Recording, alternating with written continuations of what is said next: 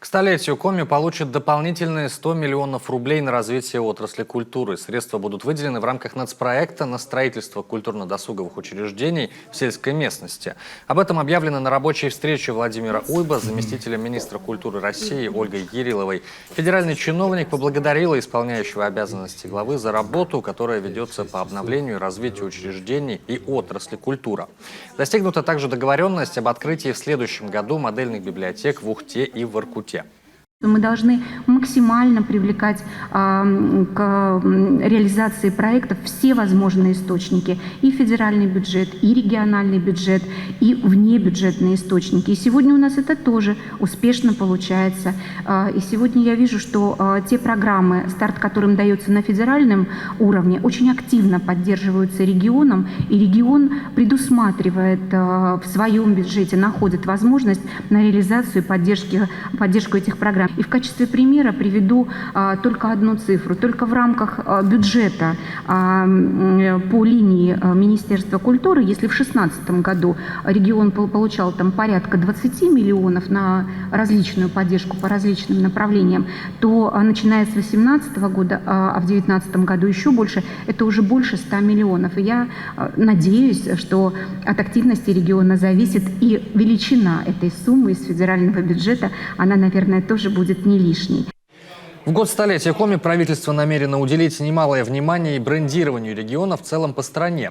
Концепция празднования начнет реализовываться уже в августе этого года. Так, во всех 85 субъектах откроется интерактивная выставка, где будут продемонстрированы наши природные памятники, самобытная культура и люди, цитата, олицетворяющие промышленную гордость отраслей. Сейчас, к слову, ее уже можно увидеть в Ухте на первом этаже ГДК. Осенью в рамках гастрольной деятельности по России наши театры представят свои лучшие постановки. Причем параллельно этой повестке республика намерена представить соседям и собственный экономический потенциал в рамках деловой миссии. А с 21 по 25 мая Дни нашей республики с помпой отметит Москва.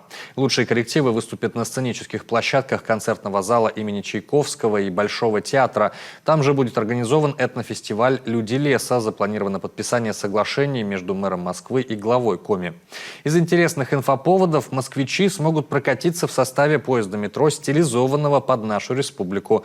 А с 1 по 6 июня в сопоставимом масштабе Дни республики пройдут и в Санкт-Петербурге.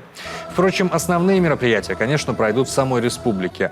В плане подготовки более 1000 пунктов. По поручению губернатора акцент делается на инфраструктурные проекты, способствующие развитию региона и изменению качества жизни граждан. Причем, как правило, для создания праздничного настроения на местах требуется совсем немного.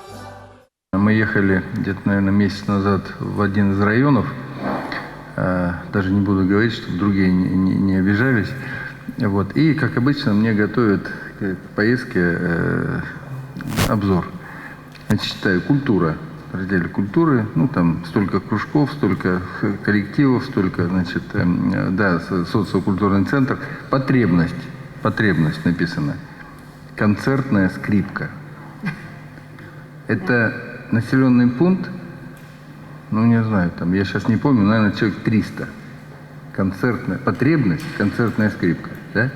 Не какой-нибудь там, извините, этот самый, медицинское даже оборудование, да? Или еще какое-то там благоустройство территории, да? Под концертная скрипка. Я был настолько вот этому порадовался.